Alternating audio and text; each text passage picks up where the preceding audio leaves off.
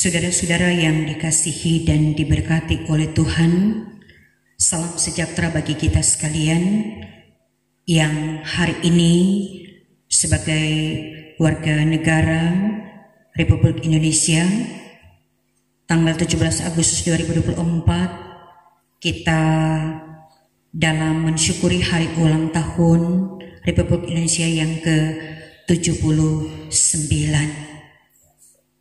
Dalam persekutuan yang indah dan berbahagia ini, kita dituntun melalui pembacaan dalam Yakobus 1 ayat 25 sampai dengan ayatnya yang ke-27. Tema dalam persekutuan ini, hukum yang memerdekakan. Saudara-saudara,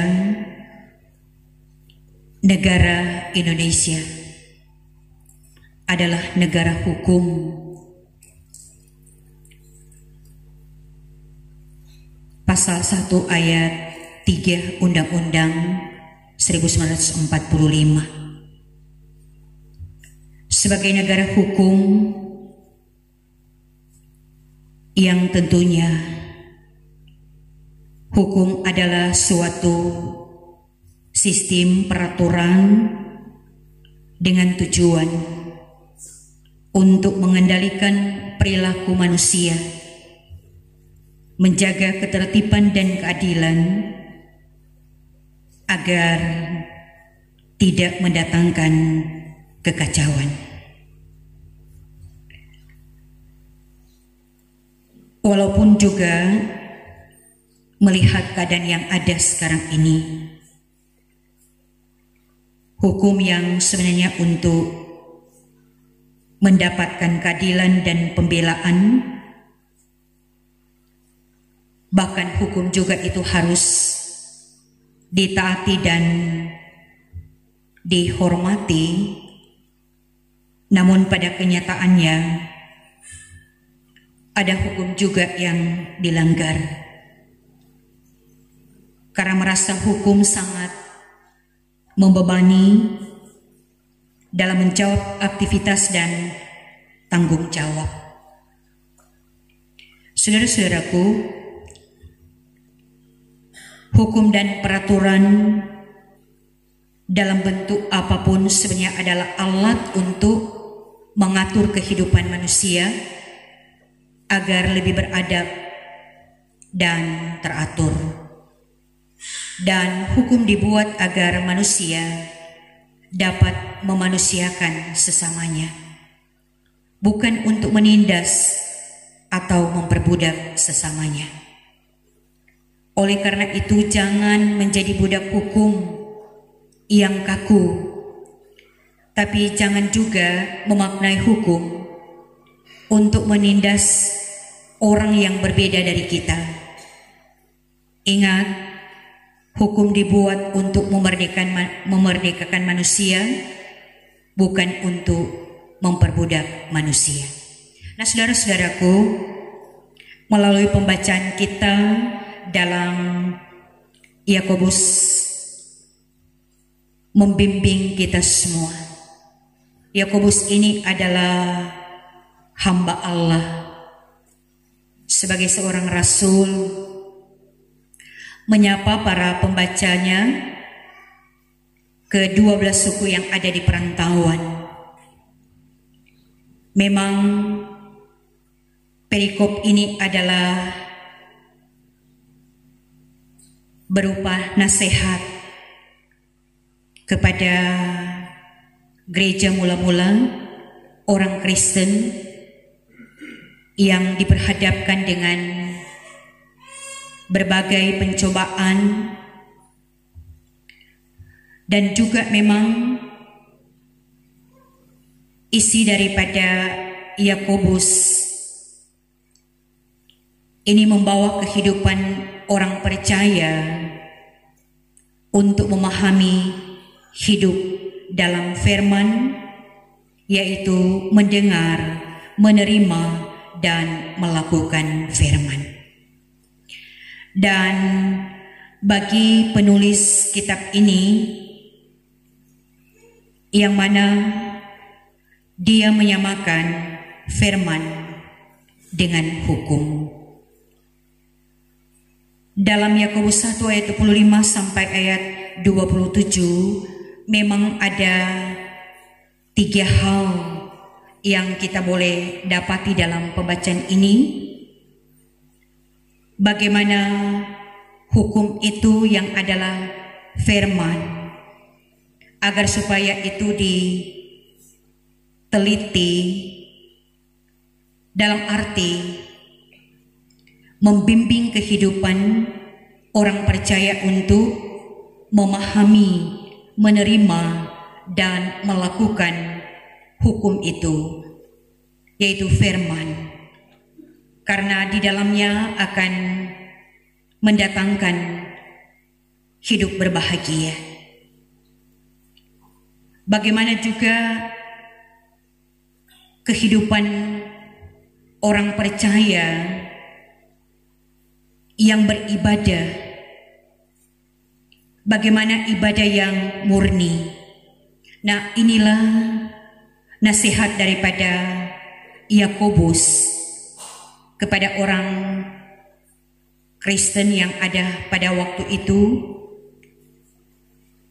dalam arti kehidupan keberimanan itu bukan hanya percaya, bukan hanya pendengar, tetapi menjadi pelaku yang setia dan taat.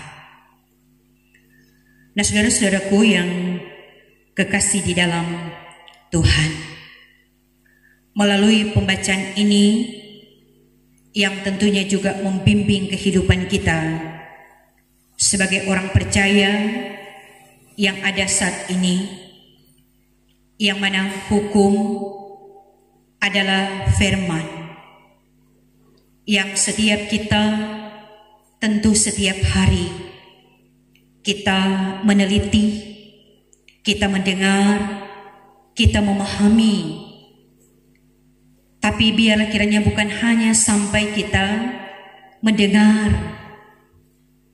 tetapi dengan memahami, maka biarlah kiranya di dalamnya akan nyata bagaimana kita bertumbuh, kita berakar, dan kita berbuah. Yang sesungguhnya bagi setiap kita, ketika kita bertekun dan sungguh-sungguh melakukannya,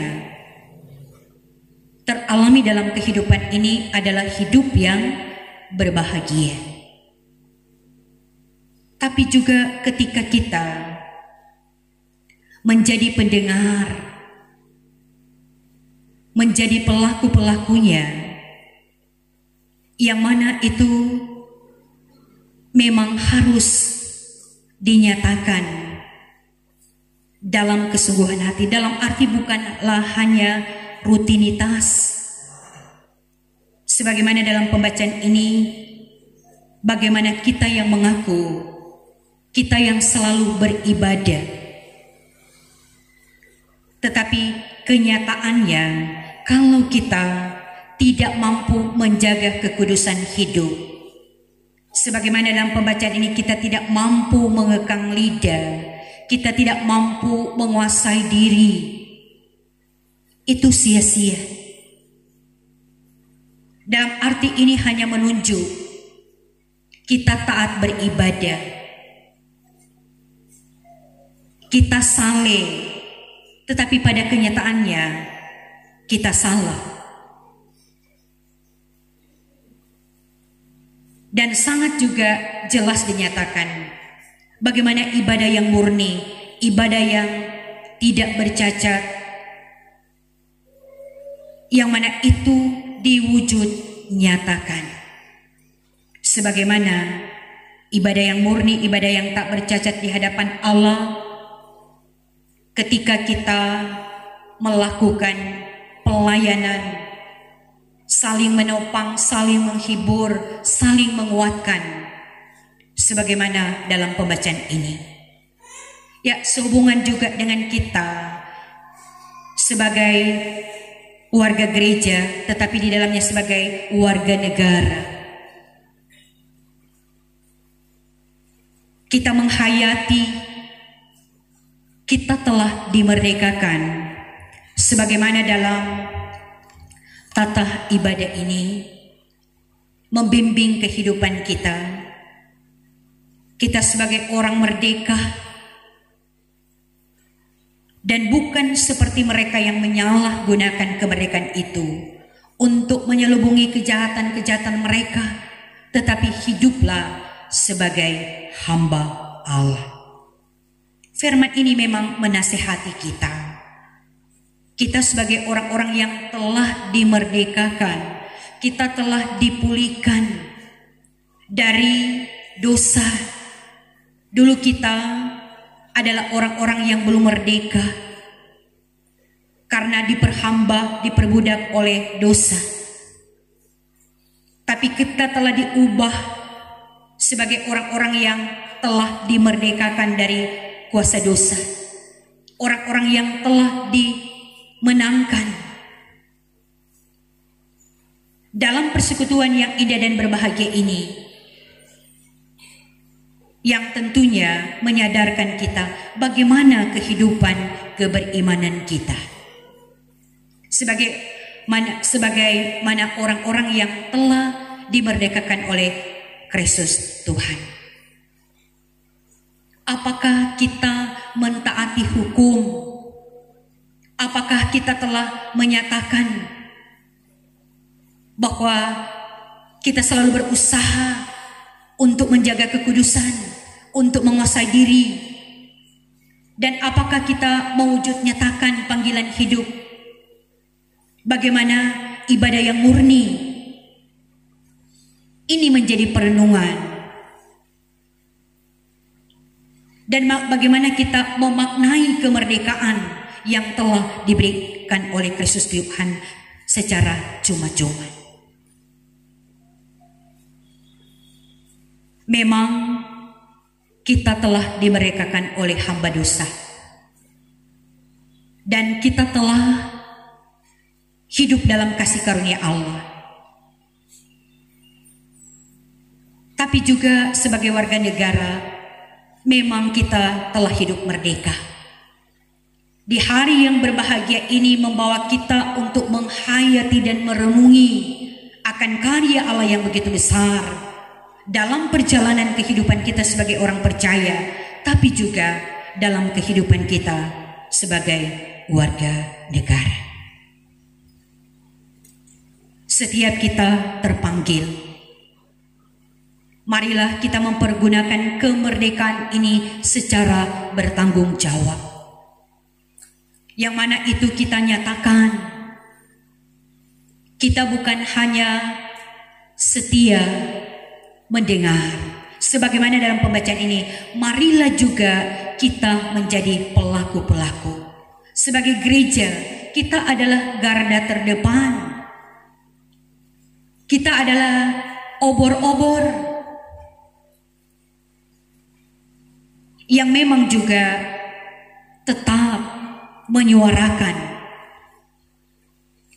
karena menyaksikan juga keadaan negara kita dikatakan negara hukum. Tapi kalau kita melihat tajam ke bawah, tumpul ke atas, tapi tetap menyuarakan suara keadilan, tetap Tuhan dengar. Masih ada banyak orang yang tetap berdoa dan tetap juga menegakkan keadilan. Ada juga pemerintah penguasa yang mencintai keadilan,